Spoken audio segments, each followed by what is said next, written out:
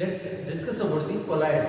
So what do you mean by this colloid? Let's discuss here. The colloids is nothing but it is a heterogeneous mixture. Heterogeneous mixture means the phases should be different. Homogeneous means the phases should be same. The heterogeneous mixture in which the size of the particle is intermediate between that of the true solution and suspension. So therefore the size of the particles varies between 1 nanometer and 1000 nanometer. To understand this colloid, so let's discuss about the true solutions. What are the true solutions and what are the suspensions? So let's take I am in a beaker. I am going to take a water molecules here. So in that water molecules, I am going to putting a NaCl solution here. Now I am going to putting a NaCl solution. What happens? You should stirring this one. So when this salt is going to be mixed in the water, right? So that causes the homogeneous. So this causes the homogeneous mixture. Why it is called homogeneous mixture? Because this salt is going to be completely dissolved in the water. Then throughout this beaker, the solution is containing the homogeneous. Homogeneous means the phase should be same, will be there. So here in this containing, when you dissolve the salt particles in water, can you observe the size of the particles? That is NaCl. By naked eyes, you are not going to see very well. So that size between that is called less than the 1 nanometer. There should be size of the particles in this NaCl solutions. The size will be less than the 1 nanometer. This is called homogeneous mixture, and this we are going to do the example for the true solution. This is called true solution. Let's come to here. Once again, I am going to take a water molecules in the beaker. Now I am going to add the muddy water. Muddy water. What happens? Muddy means so many particles will be there, right? What happens? They are going to be settled at the bottom of the beaker. What about the size of them? The size should be greater than the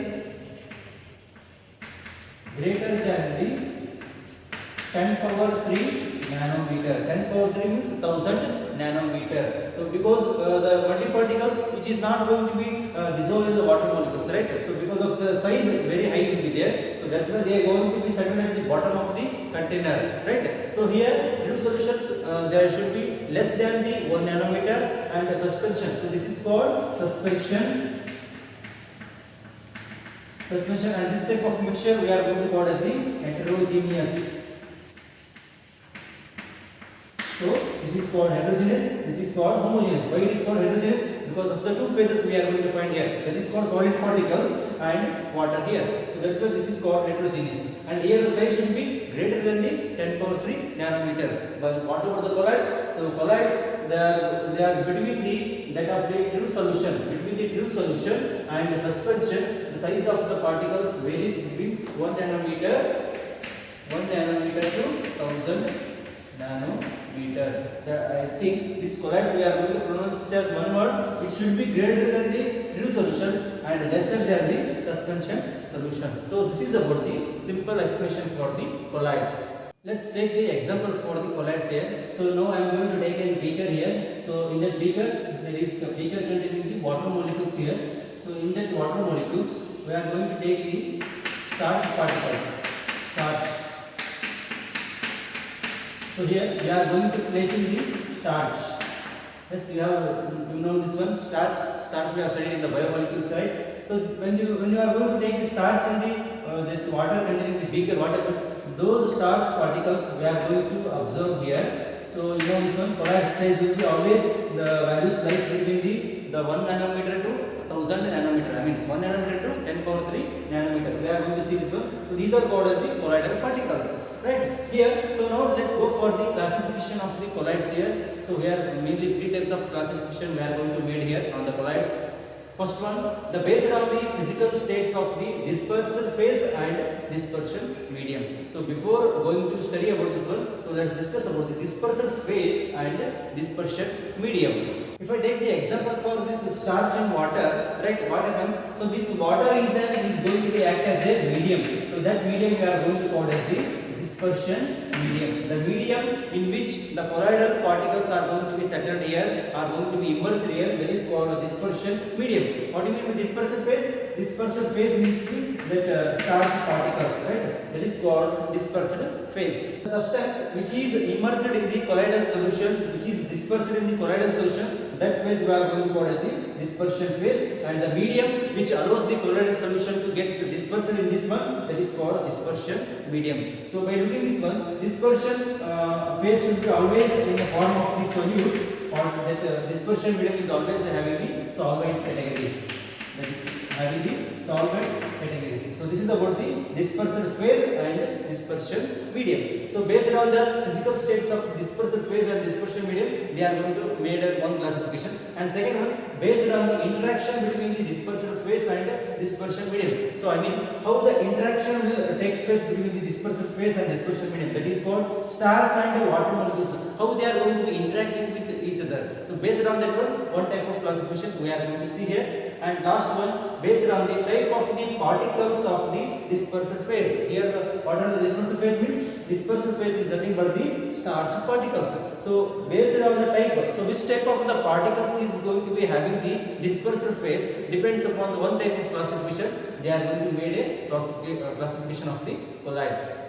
Let's discuss about the first classification, that is based on the physical states of the dP and dm. dP means dispersed phase, dm will be dispersion medium. So let's take here dispersion phase. Now I am going to take as a solid here, that is called solid phase, and now I am going to take the medium is also solid here. So that is called the mixture. Here what happens, the phase should be same here, the solid dispersion phase should be solid and dispersion medium will be solid. So that type of colloid we are going to call as the solid soap. That name is called solid soap. So the best example for this type of colloid will be, that is called ruby glass. That is called the ruby glass. Look at the picture about the ruby glass. So that is called a type of the two types of the phase and medium should be same here. Dispersion phase and dispersion medium will be same. That is nothing but the solid, and the name of that colloid we are going to call as the solid. So let's take one more dispersion phase, that is called solid, and now I am going to take the medium that I am going to change here, that is called liquid. So what happens? Solid, liquid, that becomes salt, right? Solid becomes solid, liquid, that becomes salt. The best example will be paint. Right, so you can see the picture. That is called paint. Paint is the colloid which comes under the sole, right? So that is called the paints. So that is dispersion phase, and medium will be different here. That is solid and liquid. Let's take once again. I am going to take the same phase only solid. So now I am going to change the medium. That I am going to take it as a gas here. So one thing you should always remember that when in the dispersion medium, whenever the gas will come, obviously that ends with an aerosol, right? That is called aerosol. Whenever the gas which comes under the dispersion medium, so that ends with the aerosol. So which type of aerosol it is? It is called solid aerosol. The best example will be smoke. The best example will be smoke, right? So how the solid phase, solid is that cigarette, that is called phase. Here the medium will be the gas. So that is called solid aerosol. The best example will be smoke. So next one. So now I am going to change the phase here. That is called liquid phase. And medium I am going to change here, that is called solid. What happens in the case? The type of the colloid we are going to call as the gel. So its name is called gel. When the phase in liquid and medium should be solid, that type of colloid we are going to call as the gel. The best example will be butter. Butter or jellies. So butter, you can see this one figure. So what happens? The phase should be here, the liquid, and medium should be, that is solid form, right? So that type of formation is called gel, and example will be butter. So next we'll take this medium here, different medium, that is called here liquid. Medium I am going to change here, liquid medium, and dispersion phase will be liquid only. So what happens? What type of the colloid we are going to observe here? That is called emulsions. That is called emulsions. The example will be hair cream, right? So hair cream is the best example for this type of colloid, that is called emulsion. And next I am going to take the phase as a liquid only, and medium I am going to change here, that is nothing but the gas. Whenever the gas comes under dispersion medium, that ends with the aerosol. Which type of aerosol? That is called liquid aerosol. Liquid aerosol.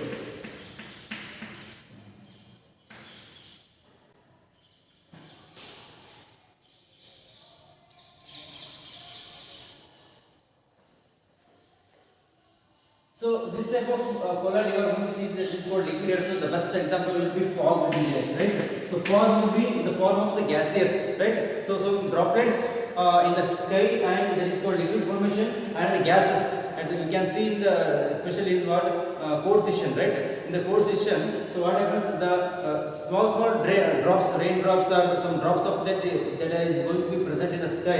It is act as a phase, and what type of the gas will be there. So the combination of this gas and liquid, especially in the core sessions, we are going to obtain. So that type of colloid solution we are going to call as the liquid aerosol, and the example will be the fog. Next, the last two will be there. So now I am going to take the phases will be gas, and here gas, and here gas. I am going to take the medium as the solid and one as the liquid here. So we should not write aerosol here, because only in the dispersion medium if you find the gas, then only we are going to end with the aerosol here. So gas solid is comes under once again, that is called solid sol. Solid sol, and the example will be pumice stone. This should be called pumice stone here. So that is called here. The dispersion medium will be solid, and there will be presence of the phase should be, that is called gas. So that type of example we are going to see, that is called pumice stone, or we are going to call as a foam rubber. You can see the picture here, foam rubber or pumice stone, that comes under the category of the solid sol. Last one, that is called gas liquid here. The colloid will be called as the foam. That type of we are going to observe here foam. So the best example will be soap platter, or you are going to take one more example, that is called froth. As you can see the picture, so there is examples of this type of colloid, that is called the foam colloid. So this is about the first classification based on the physical states of the dispersive phase and dispersion medium. So these are the two important physical states we are going to see here. That is called solid, liquid, liquid, gas here, and medium also we are going to change here, solid, liquid, gas, like this. So these are the respective types of the colloid is going to be formed here, and based on this one, the examples we are going to see here. Let's discuss about the second classification of the colloids, that is called based on the interaction between the dispersion phase and dispersion medium. So in that one we are going to study about the lyophilic colloids and lyophobic colloids. Lyophilic means they are called liquid loving. One word. Lyophilic means liquid loving. Lyophobic means liquid hating. They are going to be hate the liquid, right? I mean, they are not going to be easily dissolved in that medium. In the dispersion medium, they are not going to be dispersion phase, that is not going to be easily dissolved in the dispersion medium. Like this, you can tell this one. That's why it is going to be called as a liquid hating. But it is easily, that can be dispersion phase, it can be easily dispersed in the dispersion medium. That's why it is liquid loving. Let's take the definition here. Lyophilic, in which the particles of the dispersion phase particles have great affinity with the dispersion medium. That's why they are named called loving. Loving means affinity should be dispersion phase to dispersion medium. They will be loving with each other. That's why the affinity will be very more here. So that type of colloids we are going to call as the intrinsic colloids. That type of colloids we are going to call as the intrinsic colloids. The example will be starch. So what we have seen in that one, that is called starch. Next one, second one, lyophobic, that is called liquidating, in which the particles of the dispersion phase, there is no affinity with the dispersion medium. So that is also called as the extrinsic colloids. The example will be sulfur sol and ferric hydroxide sol. And in that one, let's difference between the, what are the differences will be there in the lyophilic and lyophobic. One by one, let's make here difference here. In the lyophilic formation, that is called liquid loving. First one is difference is liquid loving. It is called liquid loving, and this is called hating. Liquid hating should be there. And second, there are also this lyophilic colloids were also called as intrinsic, right? Intrinsic colloids, and this is called extrinsic. This is called extrinsic colloids and intrinsic colloids.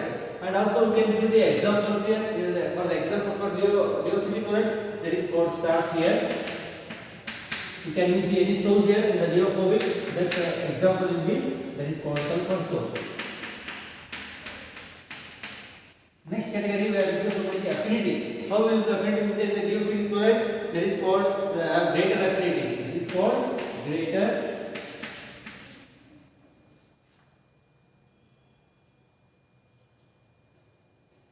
affinity will be here. Here there is no affinity here. How the methods of the preparation we are going to use here. So in the Liophilic colloids, they are going to be, the methods of preparation will be very easily here. They are going to be formed very easily on shaking the dispersion medium. They are going to be easily formed here, but they are some specific methods we have to use here. It is called some specific methods or some indirect methods we should be used here in order to prepare the Liophobic colloids.